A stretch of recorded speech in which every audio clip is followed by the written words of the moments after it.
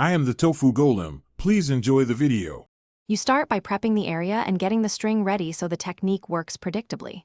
First, cleanse the brow area and dry it. This reduces slipping. Take a 28-30-inch cotton thread, tie a secure double knot, and form a loop. Once done, grip the loop with 2 fingers on each hand and twist the center 6 to 10 times. This creates the working section that will catch hairs. Make sure to keep steady tension to control the twist. You now move into hair removal with measured motions to shape precisely. Anchor the outer loop near the temple and place the twisted middle over the brow hairs you want to remove. Rotate the twist toward the anchored side to trap hairs between the twists. Work in small sections, pulling the skin taut with your free hand so the string catches single hairs cleanly.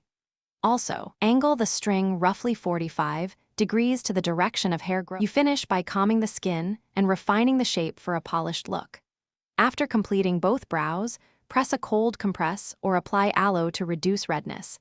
Then brush hairs with a spoolie and trim any stray 1 to 2 millimeter tips with small scissors. Clean the area and inspect symmetry, making tiny adjustments by repeating the twist on single hairs. If the string keeps snagging instead of removing hair, retwist the loop tighter and reduce tension, so the working section grabs rather than drags.